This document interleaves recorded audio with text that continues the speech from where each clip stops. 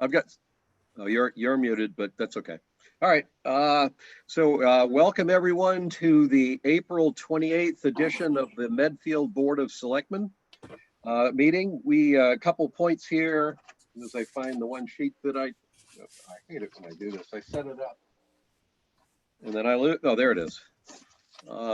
Just to officially, this meeting is being recorded pursuant to Governor Baker's March 12th, 2020 order suspending certain provisions of the open meeting law, general laws, Chapter 30A, Section 18, and the Governor's March 15th, 2020 order imposing strict limitations on the number of people that may gather in one place. This meeting of the Medfield Board of Selectmen is being conducted via remote participation. No in-person attendance of members of the public will be permitted, but every effort will be made to ensure that the public can adequately access the proceedings as provided for in the order. A reminder that persons who would like to listen or view this meeting while in progress may do so by following the instructions on the agenda and the meeting notice that was posted on the town's website. Remote participation rules apply, so any votes that we take tonight will be roll call votes. Christine, from an administrative standpoint, I don't know if we have anybody other than people who are actually here to present at the meeting, but if there are members of the public, I assume we'll open up for questions, or they use the chat box to relay any questions that they have. Yes, they can use the Q&A for questions. Okay. So as we typically start, we just want to take a few minutes here to express our appreciation to our service members serving across the country. About a year ago, when I first brought up the idea that rather than just kind of generically calling that out, if we could get a list or an idea of some of the actual people that were serving across the country or the world, that might be a more meaningful way for us to think about it. Because a lot of times we tend to kind of say yes, and we have nobody in mind when we think about this. It's taken a year, but we finally have someone that we want to recognize specifically here just to help us all focus. And this particular person is Navy Commander Phillip Kargh. I don't have his full years. I'm not sure if you have gotten anything in. I don't know how many years of service he's got, but I know that he has a number of years of service if he's made it to become a Navy commander. Phillip is the son of Randy and Cindy Kargh, who live here in Massachusetts, in Medfield. So in particular, just want to recognize him and his service to the country at the start of tonight's meeting. Thank you.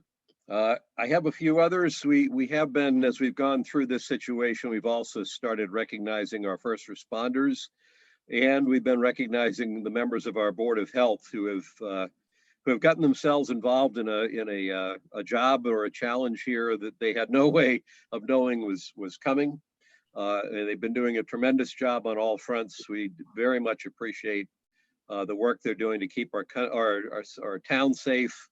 And in the case of the Board of Health, to keep us on a good path to keep as many people in Medfield healthy as we possibly can.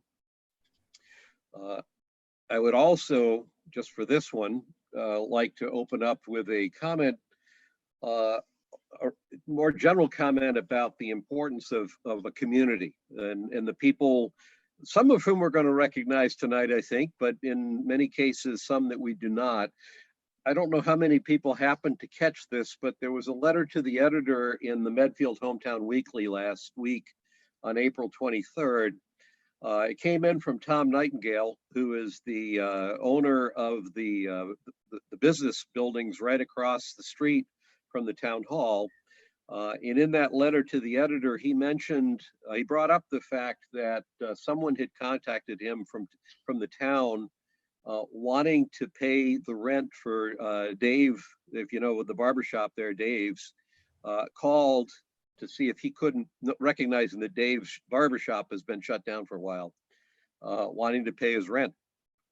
The interesting thing about the letter is, certainly I think Mr. Nightingale was impressed that he got that call, but interestingly, he had to tell the person who was calling that he didn't need to pay the rent for this month because someone else in Medfield had already called to pay the rent. At which time this other person said, well, how about letting me pay the rent for next month? And I don't know the details on who that was. My guess is maybe they don't want to be known, but that kind of thing says an awful lot about this community and what we're all about.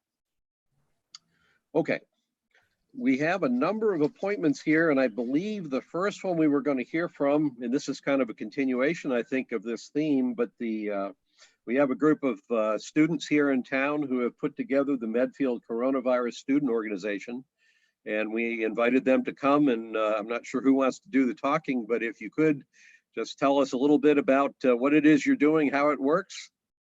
We were impressed to see that pop up on the screens this week.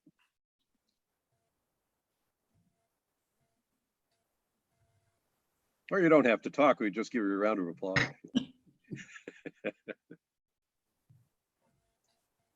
Who's the spokesperson? All right. I think the spokesperson is having mic issues. Okay, yeah, so you don't look, you're not muted on our screen, Owen.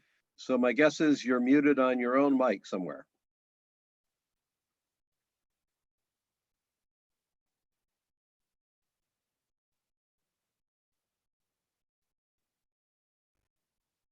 Or your volume's turned down.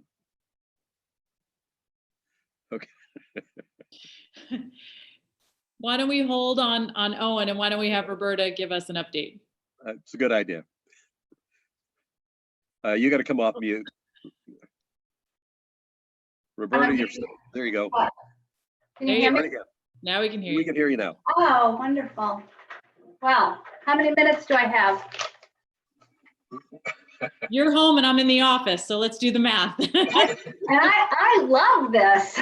This is No. great. I think it's fun. It's my third Selectmen's meeting that I've listened to in the last month, so it's great. So anyhow, so it was the week of March 9th that we really, at the COA, had, or at least myself, had more anxiety about the coronavirus and what it was going to do to the center and the seniors. In fact, I was up in Christine's office, I think, shedding a few tears because I was so anxious about it, and then apologized the next day for my anxiety attack I had. But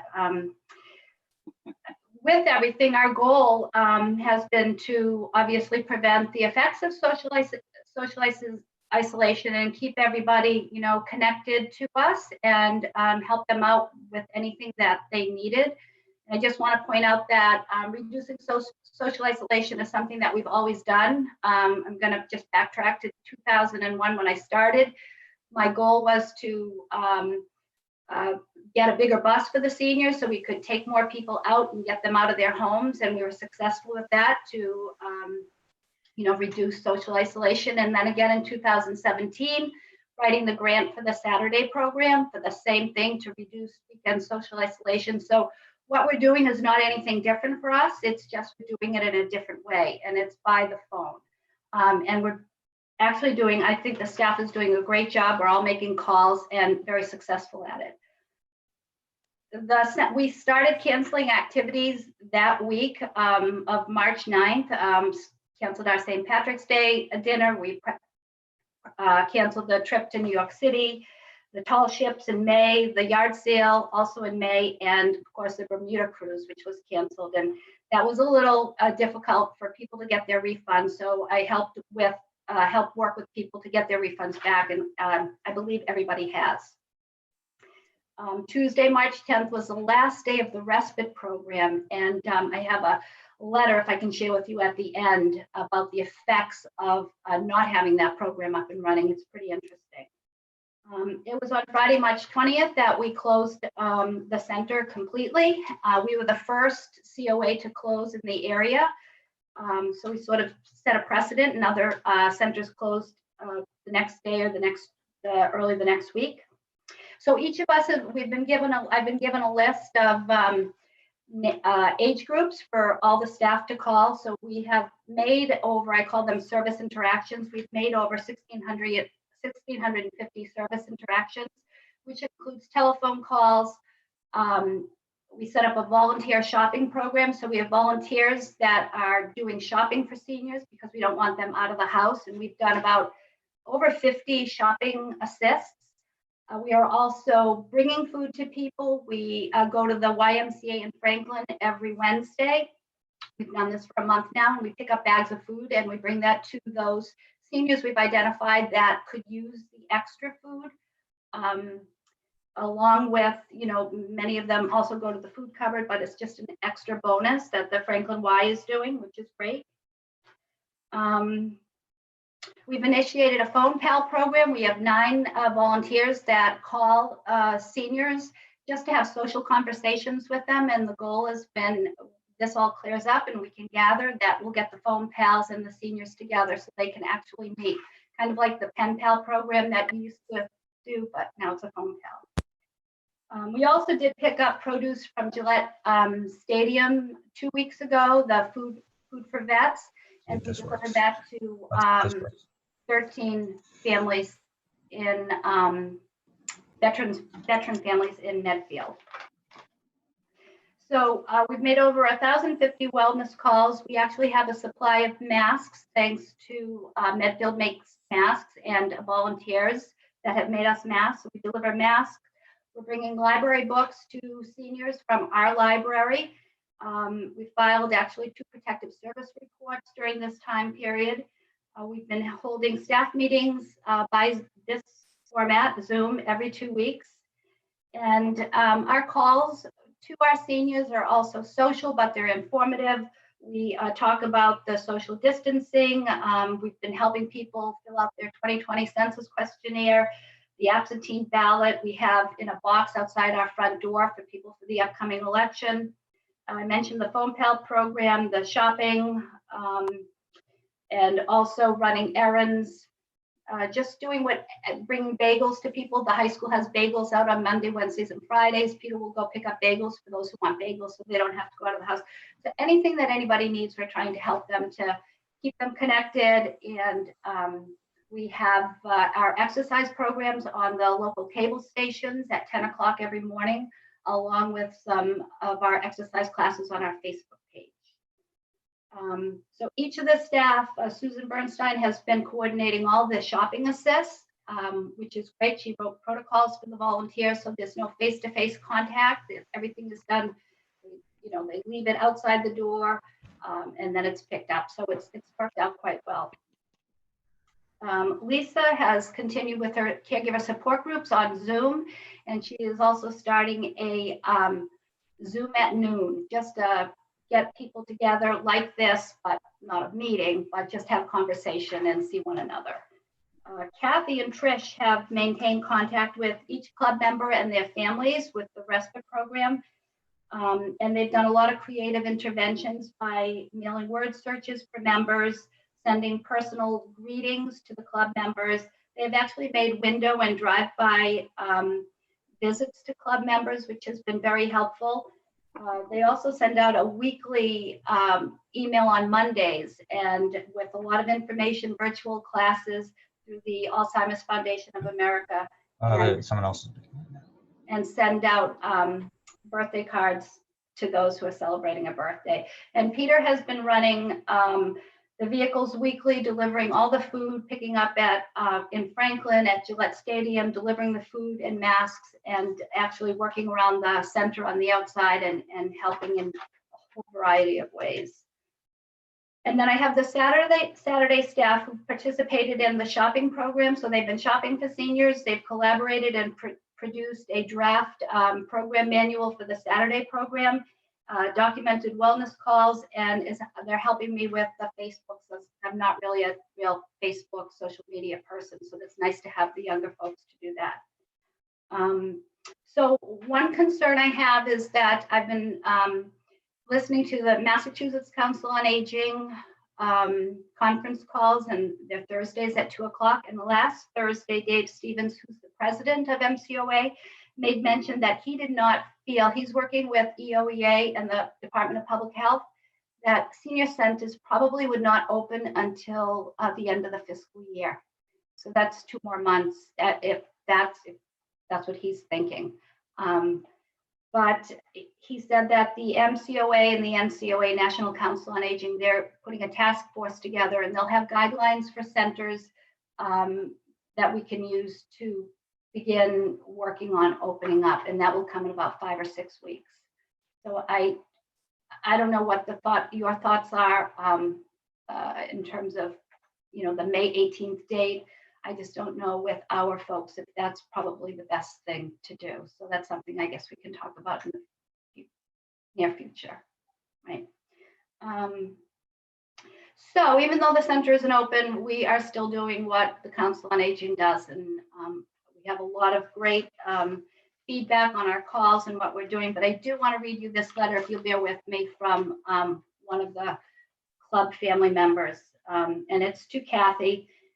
And she writes, "Dear Kathy, by the way, I've been thinking about consequences of this extended break from the club experience for Bob. There is no doubt that the club is broadly therapeutic. Quarantine has left a big void in his life. The socialization, the activities, the routine, the music, his relationship with you and Tricia, and the challenge of spending 6 hours away from home, supervised, but on his own, helped him to thrive and feel confident that he can do more than just eat and sleep and take walks. I think you will see a big change in Bob. Loss of stamina, greater confusion. Lord knows it's hard for each one of us to understand how our lives have been turned upside down overnight, and general disinterest. All this a very roundabout way of saying thank you for all that you do for club members, and for Bob in particular. You have provided a bright spark to our Tuesdays and Thursdays for almost 4 years now. You have given us 4 years of a healthier and happier life." I thought that was really a nice way to end this. Questions? Thanks, Roberta. Peter, Mike? Come off mute, Pete. Still muted. Upper right corner of your screen, maybe? Can't hear you. It's bottom left. All right, here we go. It's working. My mic's finally working now. All right. There we go. Oh. No, We can't hear Pete though. Can't hear Pete. No, you were there. Oh, you come on for like 2 seconds. There you go. There we go. You're on now, Pete. I guess I need to do more Zoom meetings. So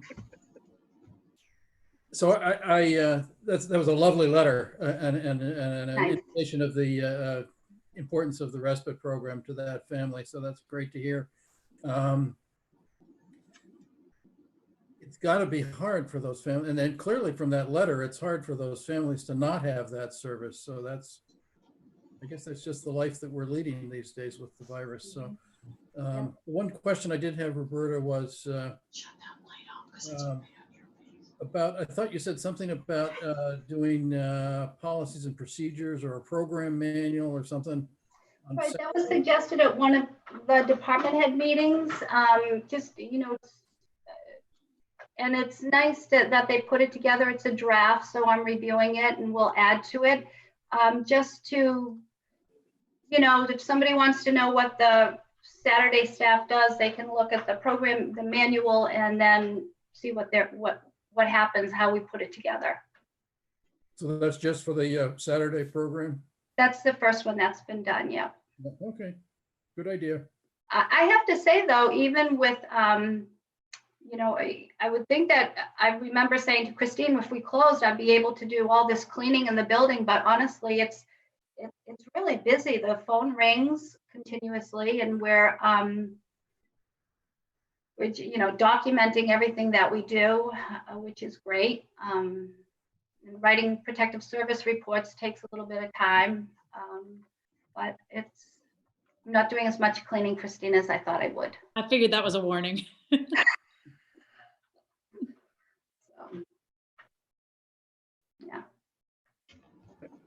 Yeah. Well, thank you, Roberta. I'm not sure how to get the things that you have had going faster than what you're picturing, and it sounds like you're doing an awful lot to make up for that in terms of, I'm not sure if all those calls are Zoom calls or not, but I think we're all learning.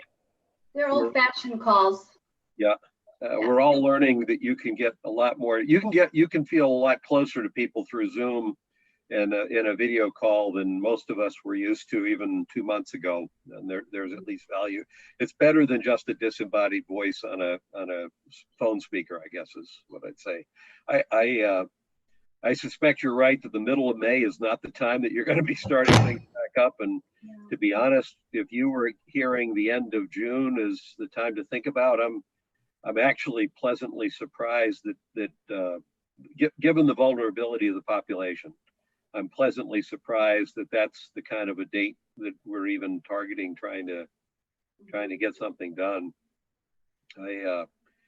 It's looking at, this is opinion, I guess, but we have chosen to keep the state hospital property open for all the people in town.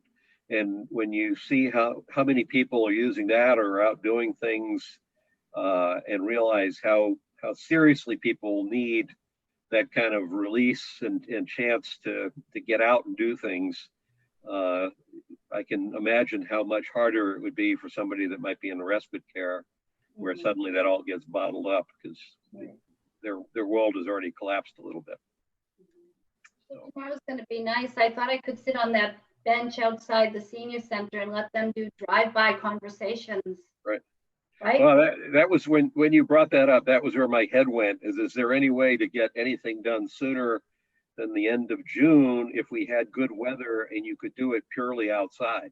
Yeah, so I'm thinking of exercise outside.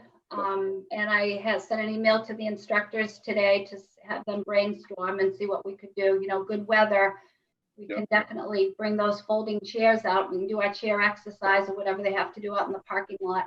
Mm-hmm. And we're putting together an internal team here to start walking through what's going to need to be in place in order to open each individual building. So we just started working on our plan, Amy and I.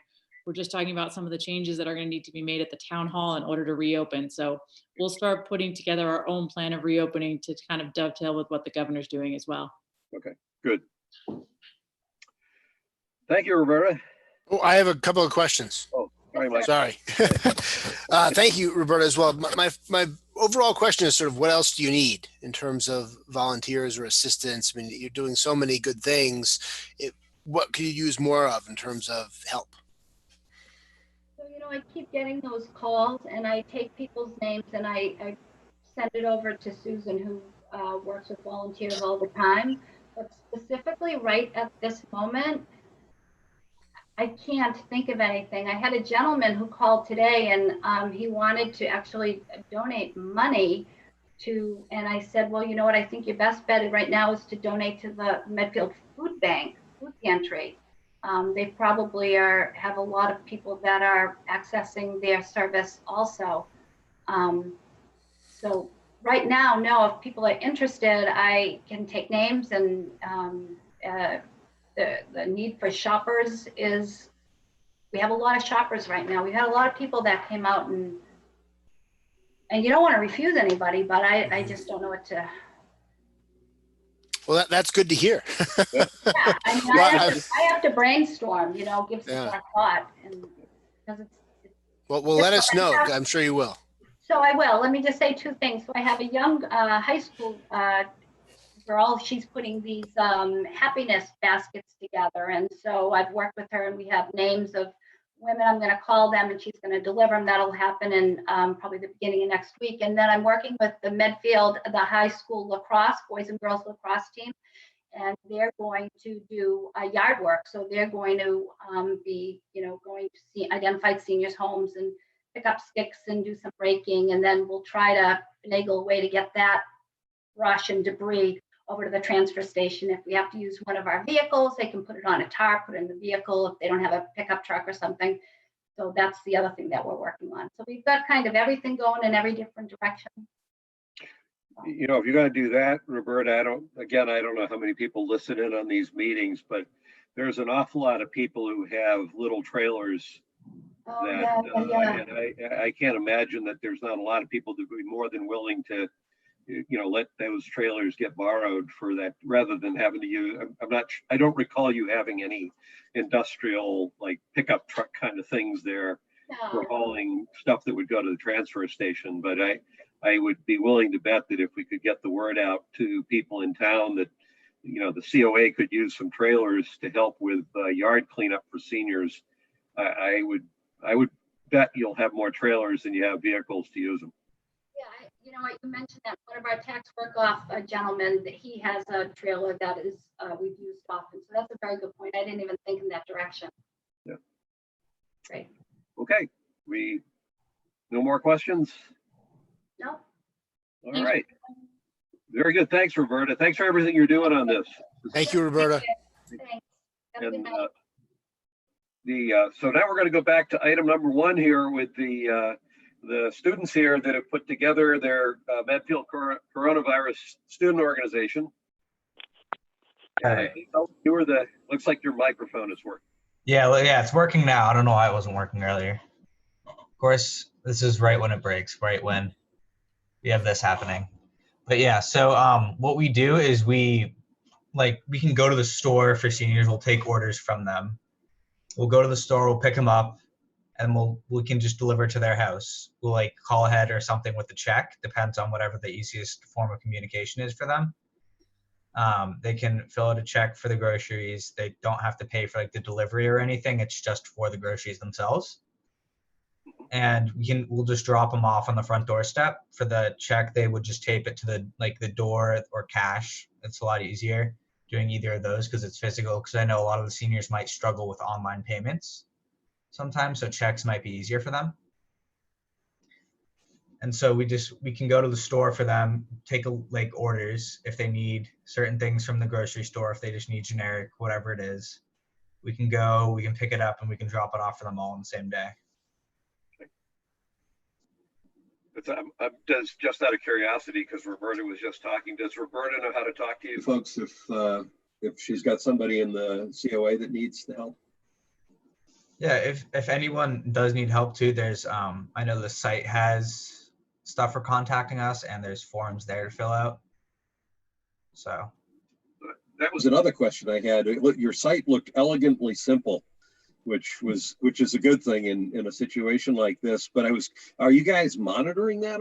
How does the message make it through and action get initiated? So we have spreadsheets. The forms are linked to spreadsheets, so we get any response that comes through on those forms, and it'll appear in a spreadsheet for us as soon as it goes through. And we've already gotten a few volunteers. We haven't gotten any orders through the forms yet. We've gotten orders just through email and stuff. So I've been able to personally go and fill those myself. And we have more volunteers too that can drive.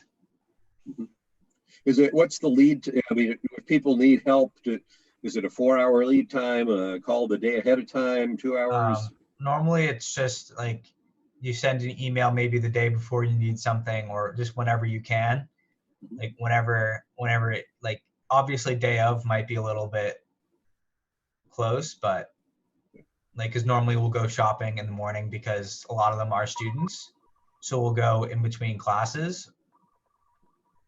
Because again, a lot of the times with school, we have these 4-hour periods where we don't really have anything to do. So we can go out and at 10 o'clock or something like that, 10 or 11, something like that. We go out, we go deliver, and then we come back, and then we can still get all of our work done at home too. And we're hoping for maximum 2-day delivery. Yeah, on all orders. Yeah, unless it's stated, okay, can you do this next weekend or something like that? Unless it's specified like that, obviously. Okay. Peter, Mike, any? I would just say that it's a great idea. Thank you guys for doing it. And Yeah. I'm interested as to how many clients you've gotten so far. So far, we've only had it up for, I don't know, we've had it up for a few days, the site, and we've gotten a lot of volunteers to the site. And just through Facebook posts alone, we've gotten 2 orders filled, and we have a bunch more coming down the line that we know of people who have said, oh yeah, I'm good right now, but when I'm running low, I'll definitely contact you guys. So, and we also have a lot of volunteers lined up too that are willing to go out and drive around for us.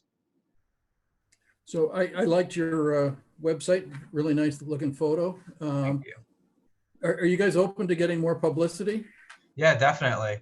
I mean, we're Okay. trying to keep it like in town, but the more publicity, the better. It's just so we can help more people. So Okay, that's really our goal, is to help as many people in town as possible. okay. I'll try to run something on my blog about you then. All right. Thank you. Thank you. Thank you Sounds very awesome. much. Just, can I just say one thing? They have made a connection with the COA. Susan did email me today about the service that they're offering. So she's going to work with the seniors to send them some customers. Perfect. Thank you. All right. Say keep up the good work. It's great work, and I'm glad you're doing it. Thank you very much. Thank you. Ben or Brandon, do either of you guys have something you want to add? We do have a few questions that we would like to ask. One of them is, do we need a grant to operate in the town of Medfield? Or can we just continue operating right now as is? You mean you need permission from us? Yeah. Usually grants involve money, so I was just trying to figure out whether you were looking for money or just looking for permission. Wrong word. Sorry. I think where you're volunteering, I don't think you don't need a permit at this point. Okay, that clears things up. Thank you. Could I make a comment on that though? If you had been tuned in a couple of meetings ago, we had Medfield Foundation come in and talk, and the one thing that just it's an editorial comment about this whole process is we're blessed to have a town with a lot of people who are willing to help and are trying to help.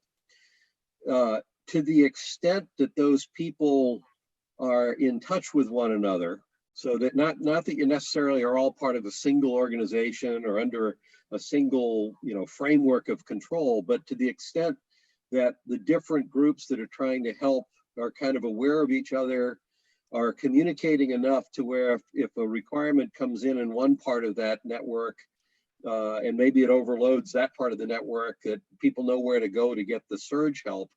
I can picture us having a more effective network for helping people whenever they need it than if everybody's got a kind of semi-independent process, and it depends which channel you happen to tune into and whether that particular channel has the ability to help. So and I say all that and want to not have the town be trying to control any of it. So there's certain things. I mean, Kathy, you're going to talk about youth outreach. There are parts of the town that naturally integrate or connect with parts of the community that are not part of the town. That's how we get our work done, and how we do when we're doing things above and beyond the minimum expected. It's when those kinds of things happen. So I'm only encouraging you, along with everybody else that's involved in this area, to reach out and to do what you can to be aware, so other people know they can tap you, and also how to tap those other people, because then we've got if you have volunteers that have signed up and you haven't had to send them to the store yet, that tells me you have a lot of people that are willing to help. Yeah, we definitely do have a lot of people who to help. Yeah, we definitely do have a lot of people who are willing to help, so we can definitely let other people know too.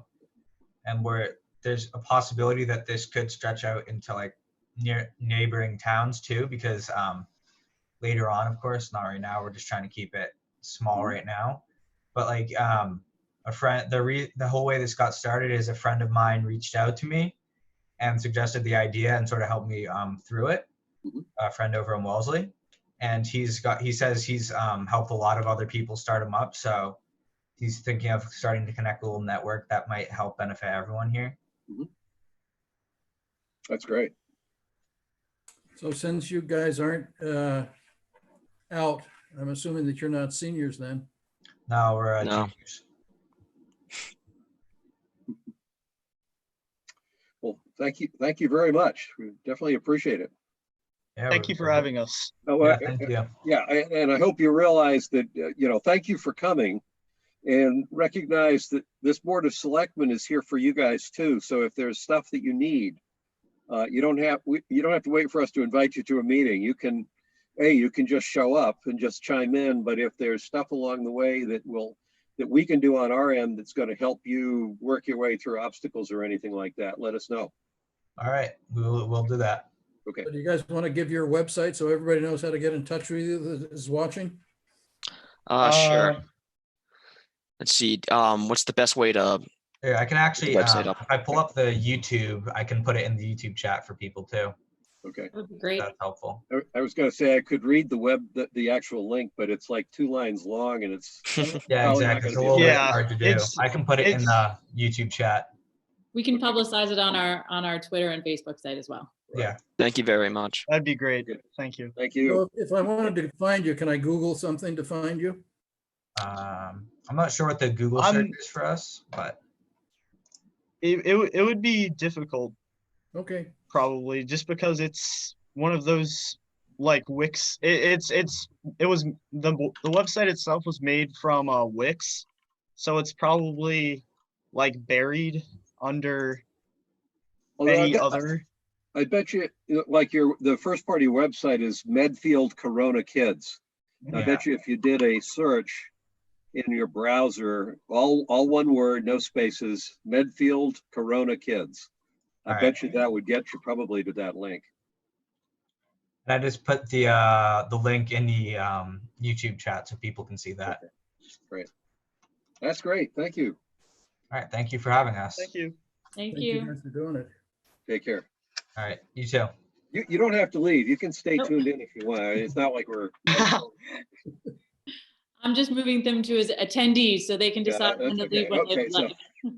So that's all that is. When they disappear from the screen, it doesn't mean that they've automatically left the meeting. They're just not up here as the presenters. That's Exactly. okay. Next thing on my list is Kathy. You're up next, I think.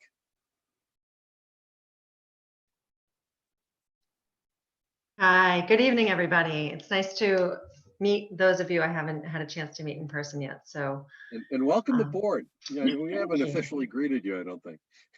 thank you very much. An interesting time to come aboard, right? Who knew? But here I am. So thanks for having me. So let me give a little bit of update as to what we're doing at Medfield Youth Outreach as I continue to get rapidly acclimated to the work there. We are open and working remotely. We're continuing to provide clinical services to our current caseload, both via telephone and telehealth platforms. We are providing consultation and we've had a couple of sort of crisis consultation calls also that we've managed. We continue to do a tremendous amount of case management and advocacy work and needs-based work. And our most current needs-based work, as I'm sure you're aware from having Evan and Abby a week or two ago, is we're partnering with the Medfield Foundation with their COVID-19 Medfield Relief Fund, and we are vetting the applicants for that fund. And that's a significant process because what we do is we reach out to each applicant and we do a pretty thorough phone interview with them, making sure that they meet the criteria of Medfield residents and finding out, doing a real good problem assessment, what's happening and how can we not only potentially provide funds, but how can we hook them up with the appropriate resources? And I think that that's one of the things that Medfield Youth Outreach is tremendously adept at doing is hooking people up with appropriate resources. So we look at long-term solutions instead of just a stopgap or just some money for this rent this time, but really saying, you know, how do we create independence and autonomy and decrease dependence on the system, if you will. So that's a big part of our work. In addition to that, well, let me say a little more about that. We are proud to report that for every request that has come in through that fund, we have been able to provide some relief or some resources to everybody except for one, and that person wasn't eligible because they were not a Medfield resident. So we feel good about that. So that's not necessarily all in money donations that we've given them, but perhaps we've hooked them up with other resources that were more appropriate fit at the time. Let's see. Our coalitions are actively working, doing our work remotely. with Zoom meetings. We had Pete with us today. Thank you, with our Medfield Coalition for Suicide Prevention.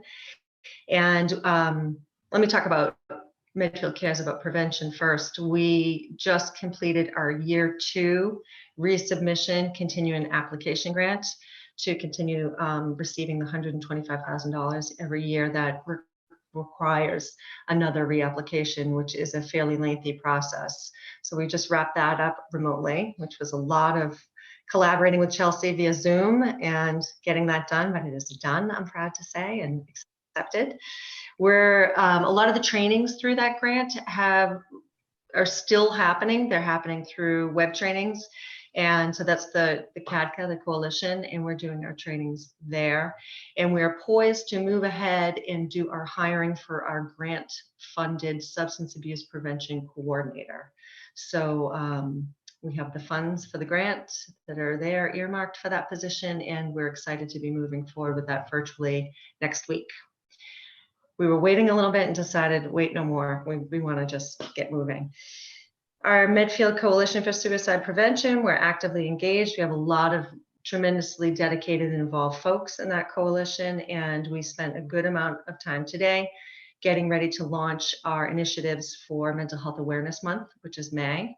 And we are prepared to do a social media campaign, which will have a multi-pronged approach, educational, supportive, and activity-based initiatives to try to reach a wide audience, promote mental health awareness, and get the word out about resources for folks in Medfield.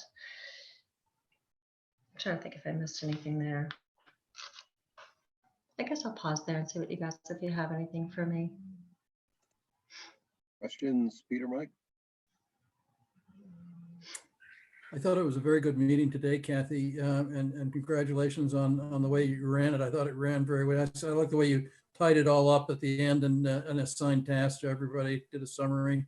I thought it was very productive. I thought everybody should be looking for green chalk in the future. Yeah, don't let me forget that ask, Pete. I got that ask. I still have to.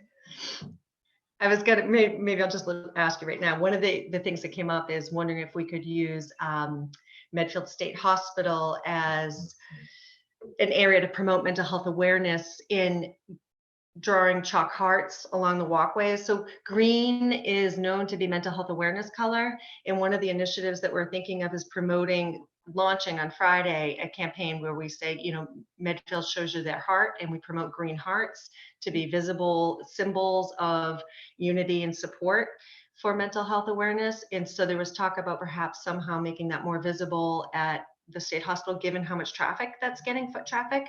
So either chalk or ribbons around the trees that we would put it in, we would clean up, obviously, tend to them, make sure that they're being cared for and clean up if they were to fall down or something. And I just want to make sure I got permission and authorization to have folks do that. Maybe you could do the chalk hearts 6 feet apart. I know, right? Stand here. No pink tutus around the trees? If you want them, Gus, you can have them. We'll do it for you. We've been there, done that. Oh, have you? They have to be green this time, though. Yes. I think, I don't know that you absolutely would need our permission, but I would think you'd probably have our support. Great. Christine, I mean, there's no, you're not doing like green graffiti on the brick buildings, just on the ground, right?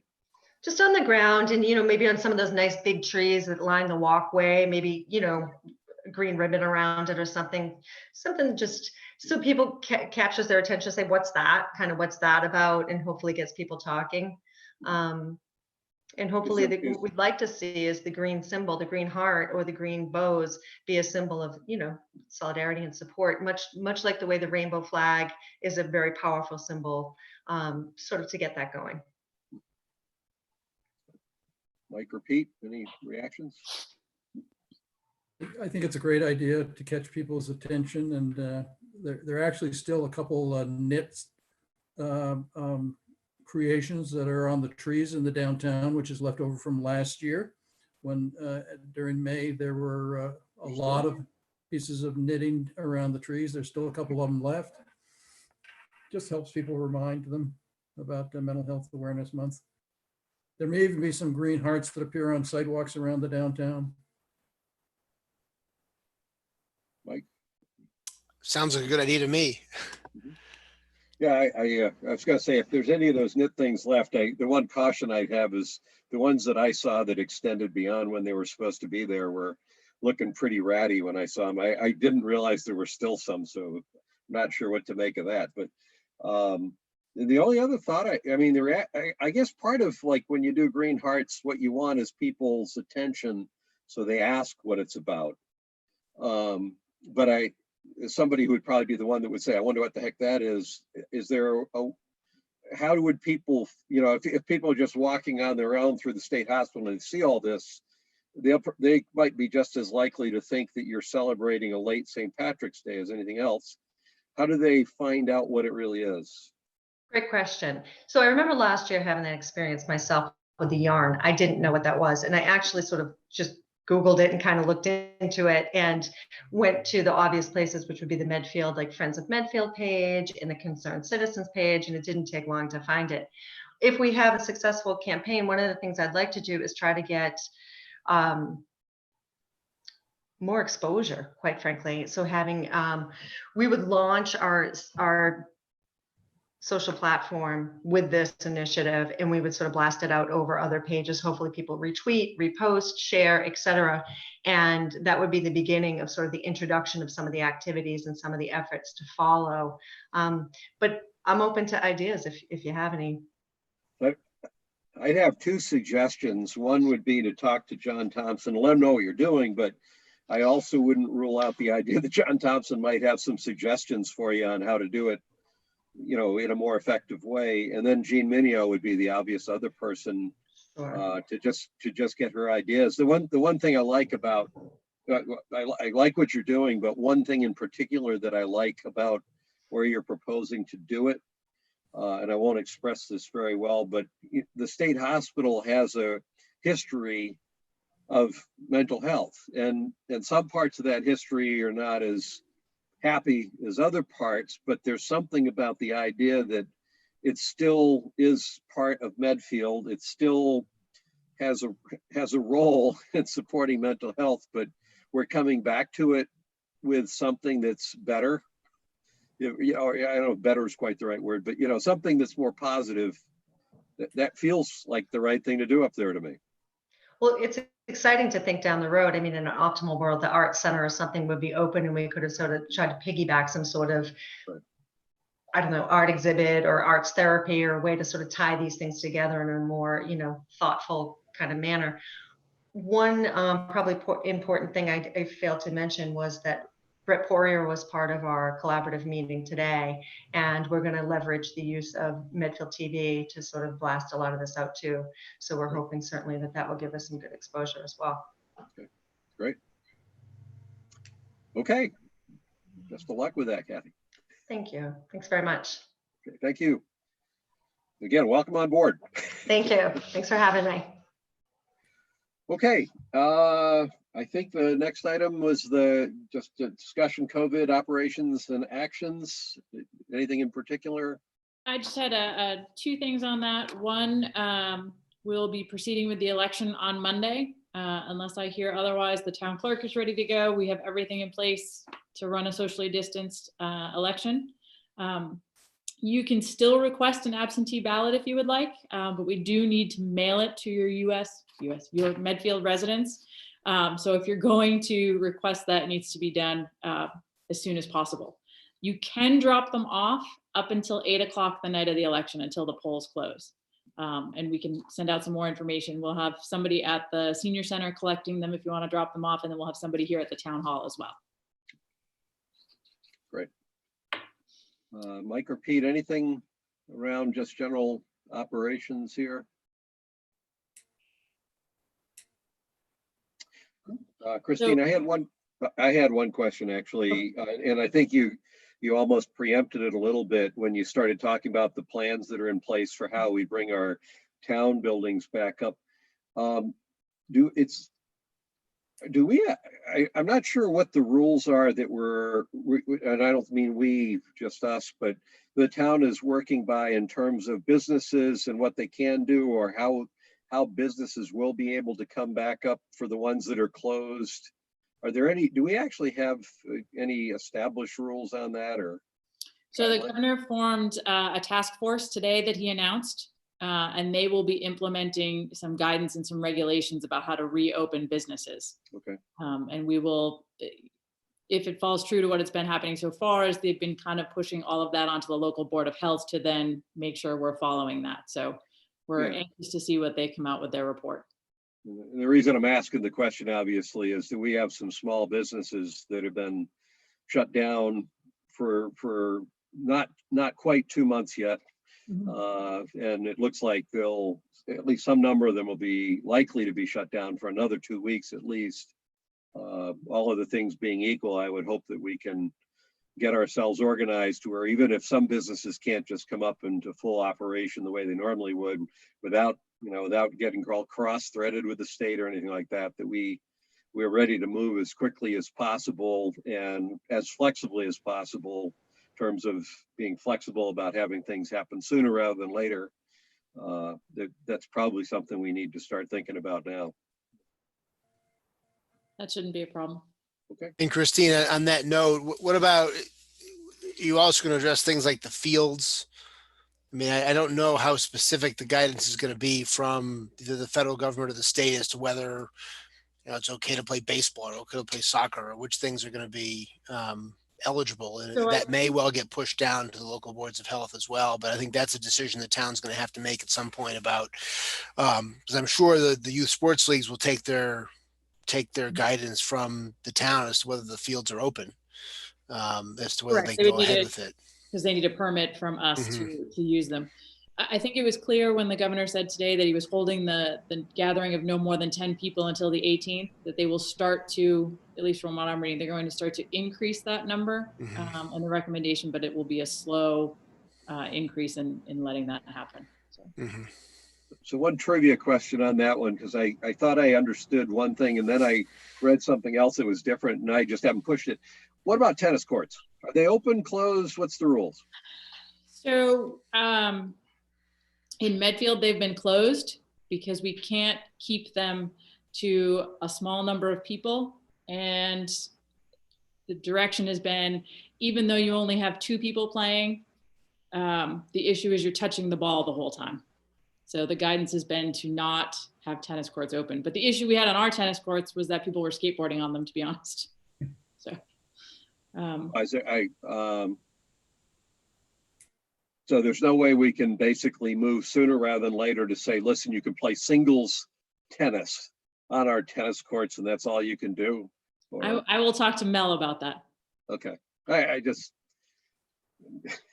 I know. And you have to have a surgical glove on the hand you use to toss the ball in the air. Anyway, whatever we can do would be a good thing, and the sooner we can do it, the better off, I think. Agreed.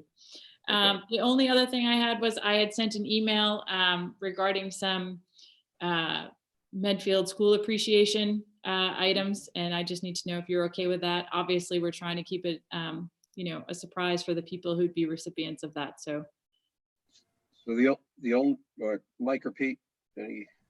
No, I'm fine with it.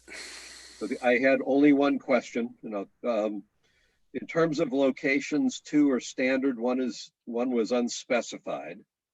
yes. And the only thought I had, given the and I think we could accommodate all of them, but the only thought I had is, given that we've already given permission for signs on our right of ways, that it would be good if those signs were not on our right of ways. I'm trying to prevent a crowd. And I think for all the locations, it would be possible, either they're already authorized as a place that we do stuff, or it's not authorized, but it's right by the town property that would not be technically right of way.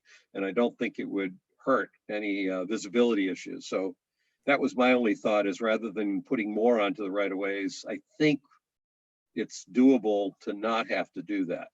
We're trying to keep them as far outside of the right of way, but off private property. I agree. Yeah. And I mean, I think, yeah, it's a one, assuming, I can think of places where there's town property everywhere, right where it seemed to me to make the most sense to do what people have in mind. All right, so I think we're all on board with it. Excellent. Thank you. And then I think the next thing I had for you is the, you wanted the sign, authorization to sign the Green Communities Grant. Correct. Amy will be submitting that Friday, and I just need authorization for me to sign it. It'd just be quicker and easier for me to sign it than bring you in. Does Amy need to make a speech or anything? She's here. I don't want to not let her talk if she wants to talk. No, she was just here in case you had any questions about Okay. the application. Okay, then I guess we need a motion to allow Christine to sign the Green Communities application. So moved. A second. Mr. Marcucci, Yep. Mr. Murphy, Yes, me, yes. that's done. I'm glad you guys learned it. I thought about what I was going to say, but Mike kind of said, yeah. So I figured we still are sticking with, you don't get uniform answers. I do notice that the minutes from the 21st did not properly report the votes, except I couldn't remember what the correct ones were. So I let that pass. Pete did provide me with the correct responses, so they will be updated. No, I was You get surprised. minutes that quickly, you can't be too critical of them. That was, yeah. Yeah, that was a record for minutes. Thank you. Okay. Anything about the 21 budget or town meeting warrant I article? think we're going to hold on that discussion until next Tuesday. We've been working with the DOR, and we're expecting some guidance very shortly on how we should proceed with the budget. Okay. I met with the warrant committee last night, and we're on hold until we can get a little more information. Okay. Which I feel like, I apologize, I feel like we've been saying for literally a month now, but there's just Kinda no weird. specific guidance on exactly Right. how to do this. Yeah, you could plan this all out well in advance with no understanding of what the real rules are, and then have to do it all again. So that's fine. It's better than being very, very certain about things for which there's no certainty. So Right. this is fine. Right. Okay. Then I guess the next item, town administrator update. I don't have anything other than my only thing I was going to cover, and I already covered it, was that we were putting together a plan to, if we get the clearance to start opening buildings, how we'll do that and how that's going to change and what it's going to look like and how we're going to do that.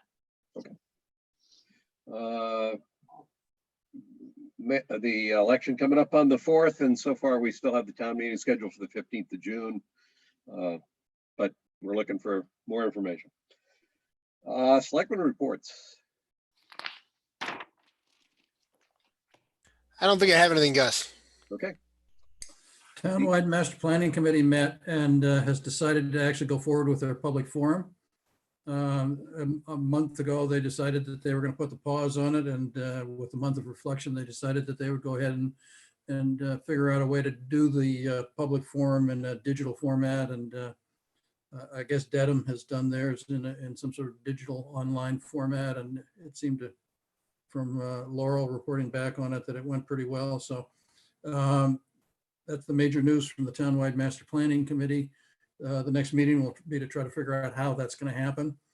The Energy Committee is trying to get its warrant article to be acted on, just because there's a more than a year's lead time to try to get the community choice aggregation rolling, so that they're interested in having that somehow get acted on as soon as possible.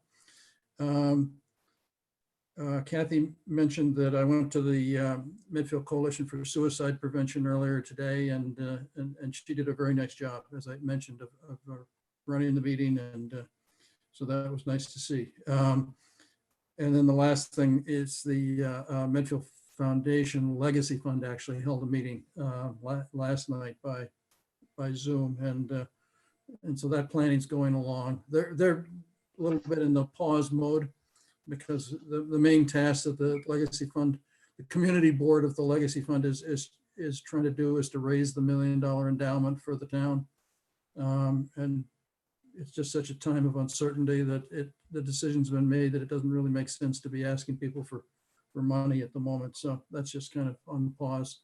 But we've got some things that we're working on that will roll out in the next several months, hopefully. So And that's it, sir. Okay. I think the only thing I have to report is the State Hospital Development Committee met last Wednesday to, again, by Zoom, so everybody's doing that. We basically closed out the PAR contract that was looking at some of the preliminary estimating parameters for the state hospital development. So that contract is closed, although I think what we'll have is we're going to ask Mo to come in at our next meeting in May. There was some redirection around that PAR contract, which leaves one of the questions we had unanswered because we were going to do it. We were going to apparently answer it a different way. We want to pursue that. Gus, can I ask you a question about that? Sure. Yeah. Wasn't that the contract that was going to give us some sort of parameter as to the size of the magnitude of the infrastructure costs, whether it really was? Yeah, well, it was not the, I mean, yes, there is a cost update in the materials that the PAR folks provided did have a cost update. It also actually has some information in it because Kathy McCabe was also involved in this effort. So in addition to estimating what it was going to cost to do what we want to do up there for infrastructure, and I just don't have my notes out in front of me. I can actually provide that. I should have probably put them here to let you know. She also commented on some of the likely grants and in various ways the town could partially fund it. So again, it's still at the stage of early, of early estimating. So if you don't really know what you're doing up there, then it's a little hard to know what the real costs are. But bottom line, the costs have largely stayed in line with broadly stayed in line with what we've been thinking they were going to be. Probably the one piece that came out of that contract was that with Kathy's comments on ways that we could offset the cost, it may not be that those total numbers all wind up on a tax levy somewhere, that there may be some other ways to get a lot of that covered. So that was good news.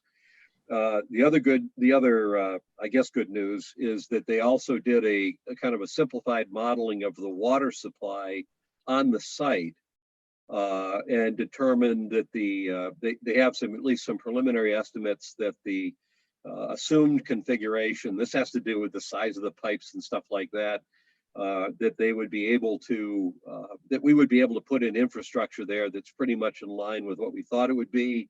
And the total estimated water consumption that they had was also pretty consistent with the numbers that, going all the way back to when the state was first looking at doing something. We're still in that same kind of a ballpark.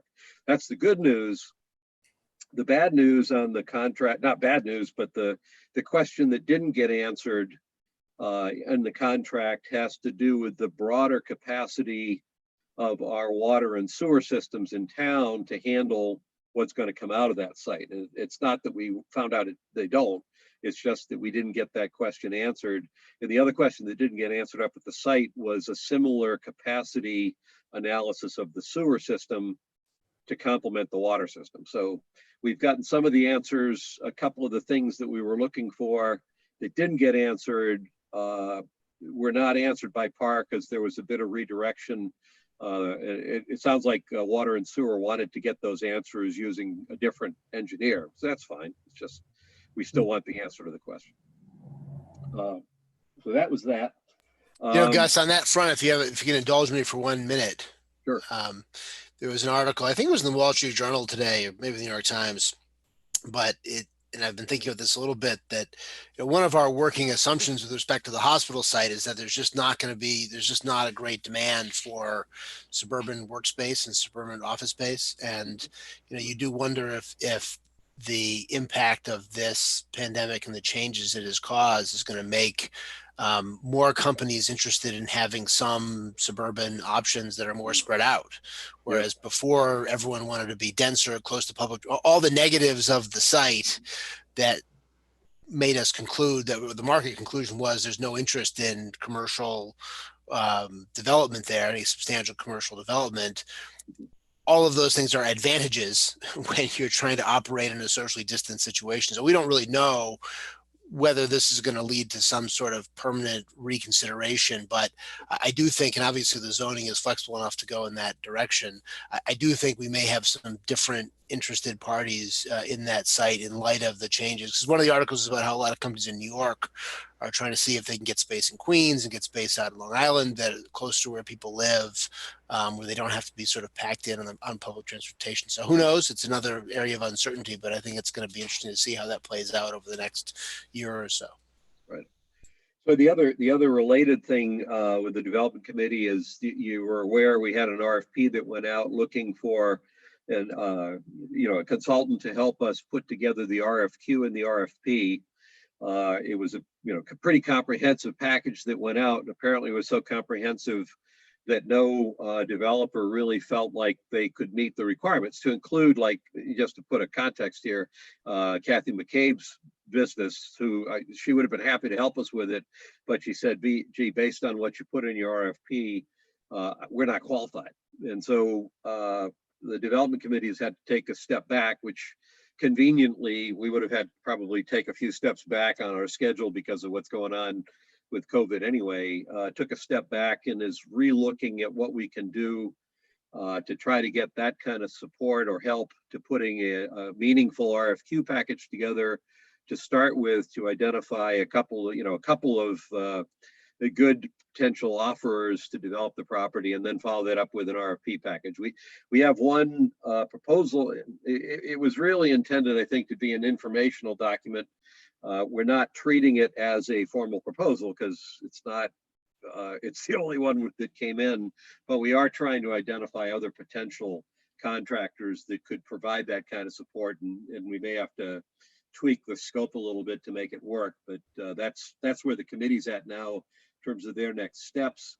The other thing that we discussed on Wednesday was we've kind of procrastinated, and I've probably been the prime bottleneck. So I'll own up to being probably primarily responsible for the procrastination, which was not intentional. It's just what happened, to get the additional members of the committee on board. And so the Pete, you were kind enough to put the announcement out on your blog, and I think that then got picked up and republished on Facebook here in Medfield. But we're looking for some additional people.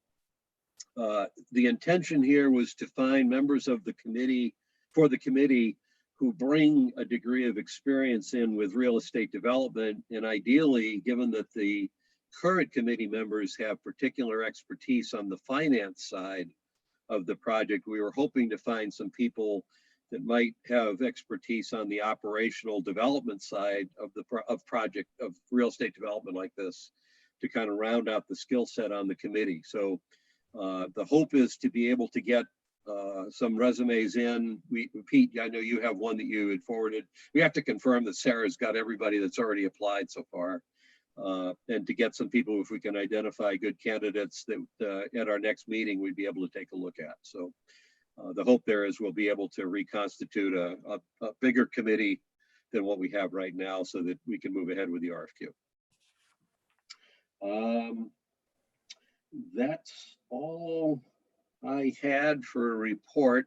Administratively, Christine, I think I sent you I actually sent the three of you, Nick, if you want my track changes minutes, I can always include you on the copy on the sheet. But I figured if Christine wanted you to see them, either you'd ask me for them or she would forward them to you. But I on that July 30th, 2019 set of minutes, you all got them from me. I built off of Mike's, and I remembered to change park to put in the C that you commented, Pete.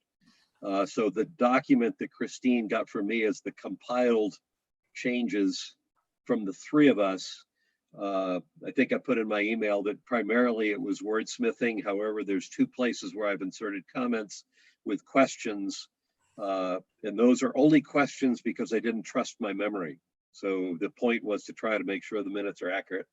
So if you look at them and there's anything that doesn't sound right to you, you can let Christine know. I think our practice now is, as long as we've all looked at them and we're all okay with them, it doesn't require formal acceptance. Christine will just post them. So it's not, I'm treating it a little more informally because the process is a little more informal.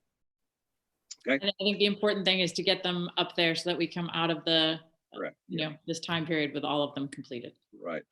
And on that point, the April 21st meeting minutes were fine with me, even without Pete's corrections on the literal votes of affirmation that individual selectmen provided. So we're good there. Gus and I were talking earlier that, it's just ironic that the July minutes were when we appointed the members of the Board of Health. So I was reminded again how I told Holly and Steve that it was really no heavy lifting. So Mike, I agree with that. As I did the minutes, I found myself saying, thank goodness Mike thought of two people that, and we have more than that on the Board of Health, but at the time, I think we were looking at adding Steve and Holly. And I thought at the time, as I'm reading the minutes and realized you were the one who had suggested them, I sat there and said, thank goodness Mike was there and identified them. And then as I read the next paragraph that talked about how the Board of Health really isn't involved with public health so much, it's figuring out sewer systems and drainage and things like that. They only meet once a month. I sent Christine a message today that said, I having now spent 3 years on the Board of Selectmen, I look back at certain decisions that we've made that I firmly believe were inspired decisions. The only problem is I can't convince myself that we made them out of wisdom so much as we were just really lucky about a couple of the decisions that we made over the 3 years. And that was certainly, given what we're dealing with now, that was that popped right up to the top of the list of, boy, am I glad we made that decision when we made that decision. So I think by and large, somehow or another, the three of us have managed to stumble our way or lead our way. Pete, you've been around here a long time. As a rookie, I can say this, stumble our way or make our way through getting the town through a bunch of different twists and turns over the past couple of years. And I appreciate the two of you being here to do that, do that with. I think it's working well, Gus. Yeah. No, really, it is. So you had 2 points or 2 questions about those minutes, and I don't remember the answers. It was too long ago. Yeah, so they're in there, and it really had to do with, I didn't remember the way they were worded. I remembered them. Well, one of them had to do with, at that meeting, we actually voted to appoint Steve and Holly, and I'm guessing because it wasn't in the minutes, the short answer was no, we probably did it the next time because that was a discussion item. But it was just that I couldn't remember. That sort of correlates with my memory that we appointed all 4 of them at the same time. Okay, so that one you can ignore. And the other one was a very minor point around a point that Fred Davis made. The way it was worded in the minutes was that he said it was getting less expensive to pursue these energy savings opportunities. And I recall that he was saying that it got more expensive in the sense that the town had to put money into them because we'd kind of done all the low-hanging fruit that was kind of no cost or low cost. So it wasn't that we were losing money by doing it. It was that we were at a point on that list of opportunities where the next opportunities all required some commitment of funds in order to realize the far greater benefits. I think it really depends on the context of what he was saying, because the Energy Committee affected huge savings for the town. Right. I was fascinated to see that it was like $500,000 or $600,000 of Right. 4% reduction in the energy expenditures for the town. And once you did that, then the next ones that you're going to do are more expensive. But the other point that he might have been making is things like solar panels have been coming down in price a lot, so that those are cheaper, but I don't know what he was talking about. That was my exact thought when I read it and agonized over it. I think, and maybe Christine's thing to do, you can even ask Fred. I was thinking the context was the Energy Committee saying that, the town probably needs to look at making money available for the kinds of things the Energy Committee wants to do, because we've already done all the low cost, no cost things. I can tell you from the annual report from the Energy Committee that there are some very high return projects. So this is not a matter of spending $100,000 to get 110,000 back. This is a matter of spending 50,000 to get 250,000 back. So it's not a return on investment issue. It was only a cash commitment issue. if that was the conversation. July of last year was a while back, so my memory was slipping a little bit on that one. That's all I had for that. Is there anything business-wise we need to, anything else? No, I have nothing else this evening. All right, so on the off chance that there's anybody still out there listening, I have an ending. I had so many things to open with.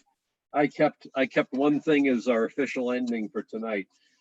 So first, a shout out to Richard DeSorger, our town historian in exile, but nonetheless our town historian, who is, I think most of the people in town are aware of, has been providing a series of Medfield historical minutes to they show up in Patch, and they're just these little one paragraph vignettes about these historical points that were, that you wouldn't know about if he wasn't doing this for us. And in a time when everybody's stressed out about stuff, it's very nice having someone like Richard giving us these stories.